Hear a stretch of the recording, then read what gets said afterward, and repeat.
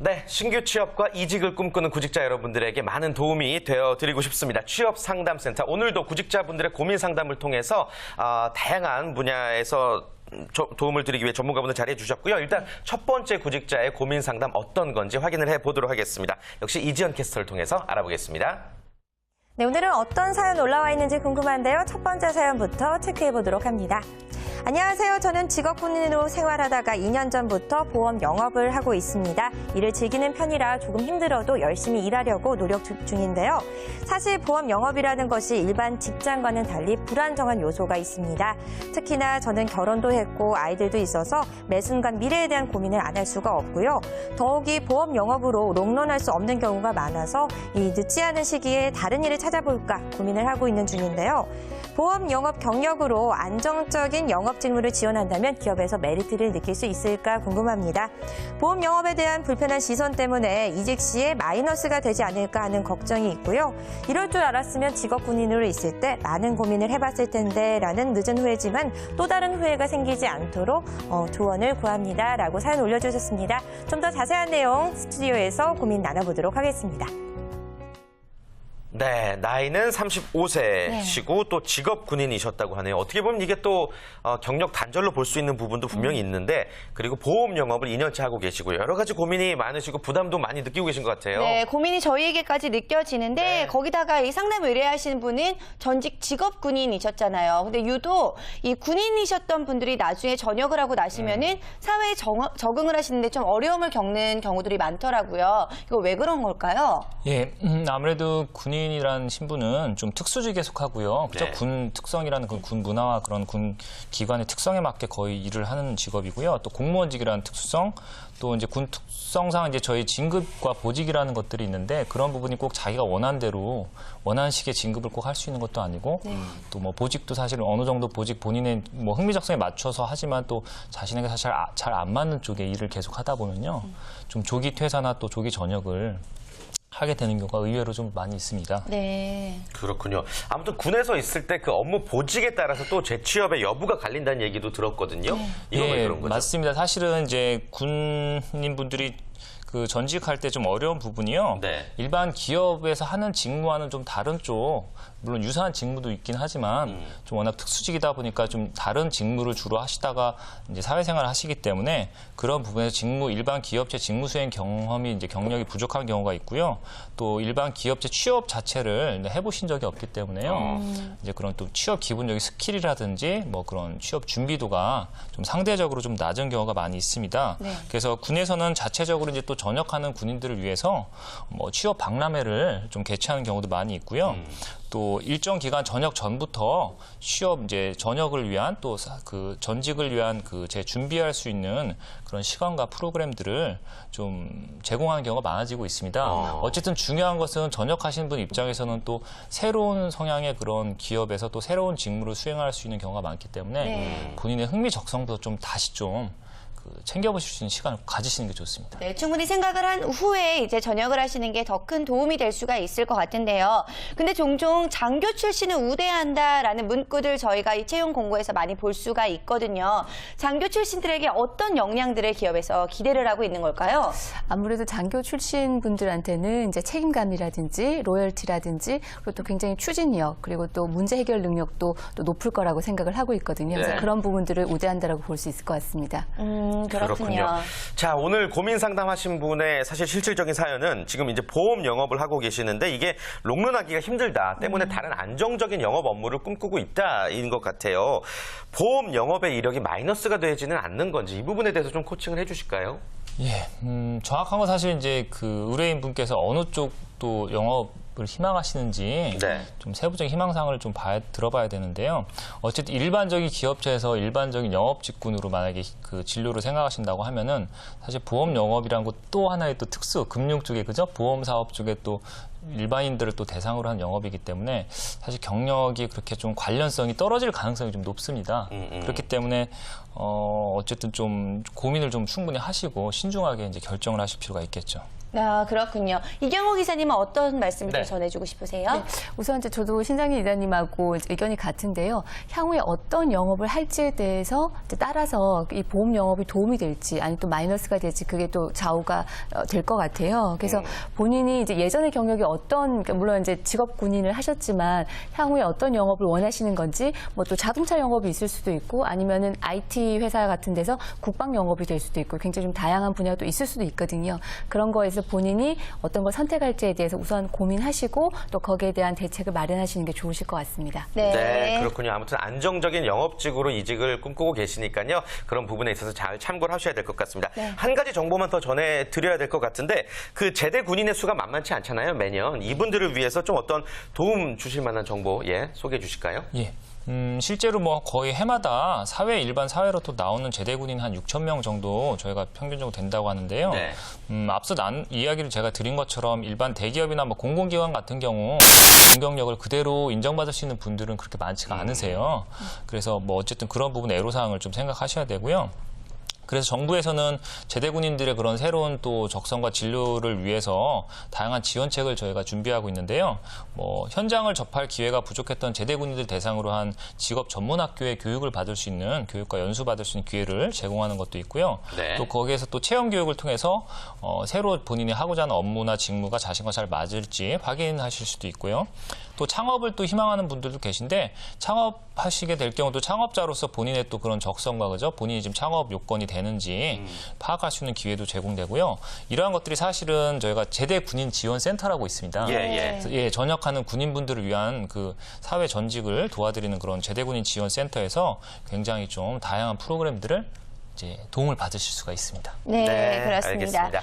자, 오늘 저희가 첫 번째 고민은요, 35세 직업군인의 전역 후 이 보험 업무를 지금 진행을 하고 계신 분의 이직 상담을 해드렸는데요. 네. 저희 상담이 조금이라도 도움이 되셨기를 바라겠습니다.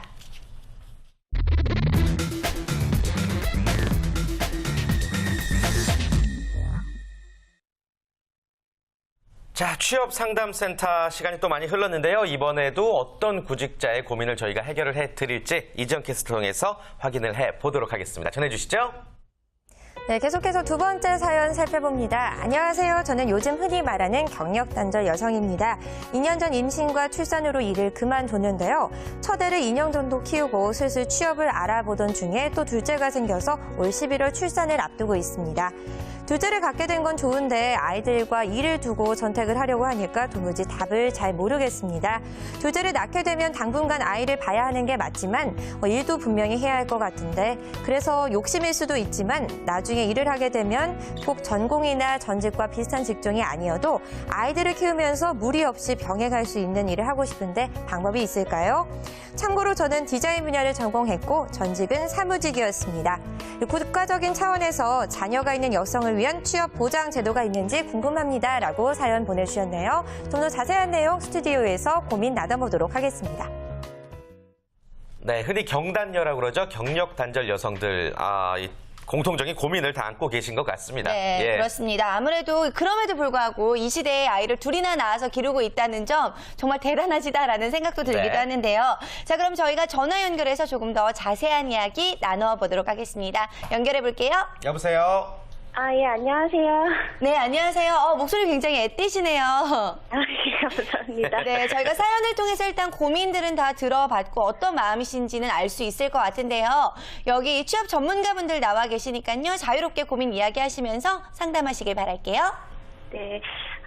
제가 지금 이제 현재로서는 이제 경력이 별로 없는 상황이잖아요.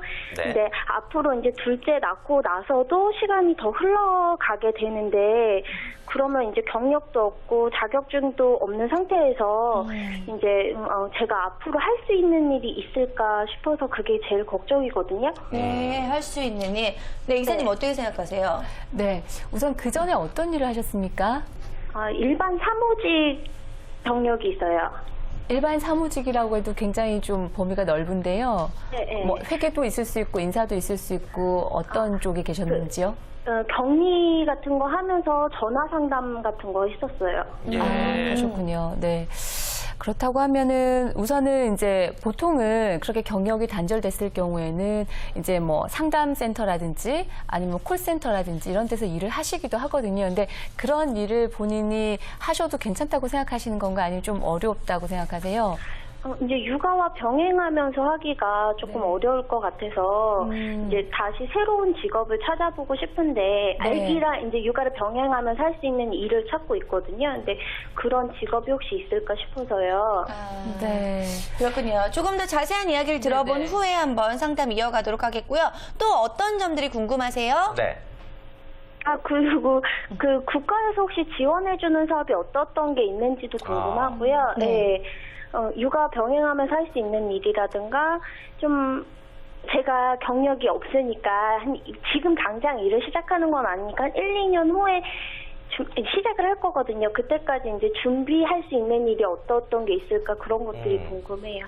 네, 신이사님 한 말씀 해주실까요? 네. 예, 안녕하세요. 예, 그 말씀 잘 듣고 있고요. 지금 네네. 육아 병행이라고 하시는데 그 부분을 조금 저희가 확실하게 알아야지 거기에 적절한 그런 또 그 취업 방향을 설정해 드릴 수 있거든요. 예를 들어 육아를 출산 후에 1년 정도는 어쨌든 집에 꼭 있고 뭐 1년 후부터는 어느 정도 파트타임이지만 외근이 가능하다. 그러니까 무조건 집에서 아이를 키우면서 내근으로만 집에서 프리랜서로만 하시겠다는 뜻인지 아니면은 어느 정도는 뭐 파트타임이라도 바깥에서 활동을 하실 수 있는 그런 이제 생각이신 건가요? 밖에서 할 수 있는 일도 좋고요. 그러니까 지금 아기를 키우면서 뭐 이제 조금씩 아기가 아프다거나 그럴 때 제가 뭐 계속 말을 하고서 나오고 이런 상황이 조금 많이 힘들더라고요. 일반 사무직은. 그렇죠. 경력도 없는 상태로 또 새로 들어가서 그렇게 하는 게 힘들던데 이제 그 육아하면서 아이한테 조금 이제 많이 소홀하지 않게끔 할 수 있는 일이 있을까요? 그래요. 고민이 되실 것 같아요. 엄마 입장에서는. 네. 어쨌든 지금 중요한 건요. 뭐 당연히 출산하는 분들 여성분들 입장에서 그런 부분이 제일 애로사항이고요. 네. 일단 어쨌든 본인이 취업 자체 재취업을 성공적으로 하셔야 되기 때문에 일단 가능성이 높은 쪽으로 좀 진로를 설정하셔야 되는데요. 본인 성향이 좀 활달하고 외향적인 편이신가요? 아니면 좀 뭐 전에 일하실 때도 내근하면서 이렇게 좀 조용히 뭐 사무직 쪽으로 하는 게 좀 더 맞으신가요? 사무직도 맞는데 성격은 활달한 편이거든요. 그러세요? 네. 그렇다고 하면은 제가 이제 전화 끝나고 난 후에도 또 저희가 말씀 조언 드릴 텐데요. 네네. 가능한 뭐 유통이라든지 그런 쪽에서 좀 파트타임으로 그러니까 유통 판매 세일즈직 쪽은 여성 또 그 업종 그 취향의 업종에서는 좀 파트타임 채용이 있으니까요. 네. 그런 부분도 나중에 도전해 보신 거 좋을 것 같습니다. 네, 좋습니다. 일단요, 지금 전화 연결은 여기서 마치도록 하겠고요. 전화 연결 이후에 아까 뭐 국가 지원 사업이라든지 이런 부분 여쭤보셨잖아요.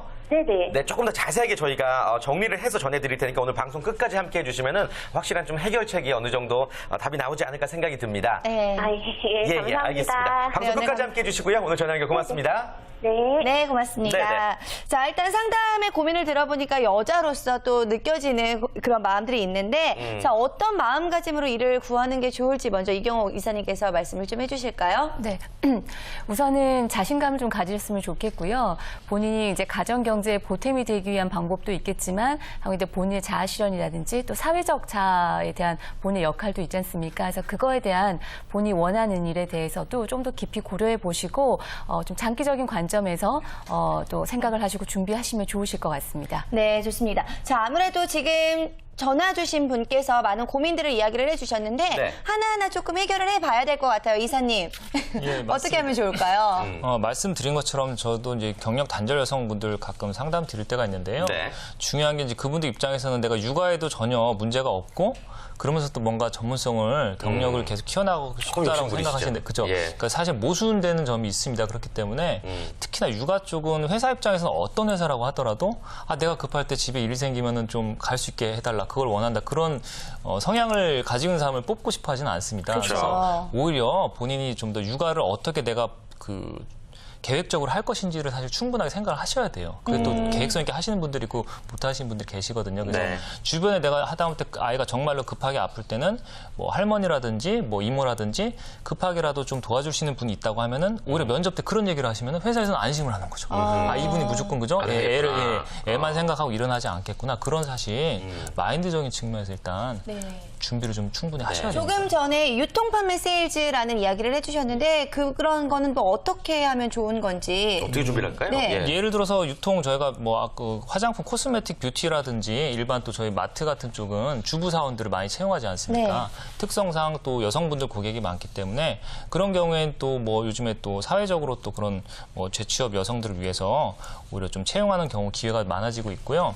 그래서 제가 아까 성향을 여쭤본 거죠. 그런 쪽도 사실 적성이 맞으셔야 되거든요. 그래서 본인이 좀 더 사람들과 대하는 걸 좋아하고 적극적으로 사람들을 끌어들이는 걸 좋아하시는 분들이라고 하면은 오히려 그런 건 파트타임으로 하셔도 워낙 일 자체가 아주 뭐 그렇게 막 그 한두 명만 꼭 할 수 있는 일이 아니기 때문에 시간적인 여유를 갖는 건 오히려 가능할 수도 있어요. 급할 때 대체해야 할 수가 근데 있어요. 뭔가 더 준비를 해야 되는 점들이 있는 건가요? 준비라고 하면은 그런 쪽은 이제 본인이 또 그런 업종이나 트렌드에 좀 밝으면 좋습니다. 예를 들어 화장품 쪽에 내가 판매직을 한다고 하면은 화장품에 평소에 관심이 많고 화장품 종류를 잘 알고 그런 분들도 좋아하세요. 그냥 뽑는 게 아니거든요. 뭐 매장이라고 하면 또 그런 뭐 식품이면 식품에 대한 관심. 그러니까 평소에 본인이 내가 관심 있는 아이템과 관련된 업종에서 내가 판매직을 하면은 굉장히 좀 유리한 또 가정을 수 있습니다. 알겠습니다. 마지막으로 이분께서는 좀 국가적인 어떤 지원이 없느냐를 여쭤보시고 굉장히 많이 궁금해하시는 것 같아요. 참고할 만한 제도가 있다면 하나 정도만 좀 설명해 주실까요? 예, 네. 뭐 요즘에 뭐 사실 여성 재취업 그 문제가 사회적으로 많이 대두되고 있기 때문에요. 굉장히 많습니다. 그 중에서 최근에 정부에서 발표된 이제 고용률 70% 로드맵이라는 그런 이제 프로젝트가 있습니다. 뭐 그 발표에 따르면 2017년까지 총 한 200만 개 넘는 일자리 창출 계획이 있고요. 네. 거기에서 특히 90만 개 정도를 반듯한 시간제 일자리로 채우겠다는 내용이 포함되어 있는데요.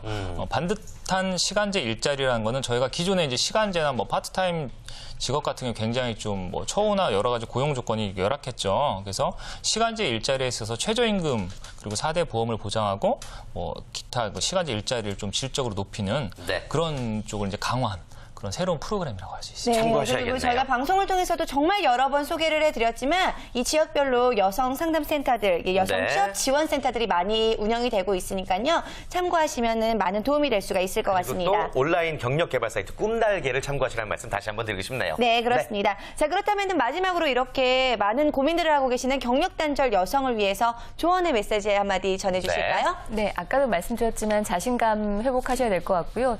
또 적극적으로 본인 준비하신 거에 대해서 어필하시고 하시다 보면 충분히 또 어떤 통로가 또 생길 수 있을 거라고 생각을 하고요. 사실 육아랑 그 직업이라는 것을 똑같이 잘할 수 있거나 똑같이 내가 만족할 수 있을 만큼 이렇게 한다는 건 사실 좀 어려운 부분이거든요. 네. 어느 한쪽은 조금 포기를 하거나 또 어느 한쪽은 다른 대비책을 세우거나 그렇게 하셔야 될 것 같아요. 네, 좋습니다. 알겠습니다. 자, 잔명가진 취업상담센터 오늘 저희가 준비한 내용 여기까지죠? 네, 그렇습니다. 오늘 도움 말씀 주신 신상진 이사, 이경옥 이사 두 분 정말 감사드립니다. 고맙습니다.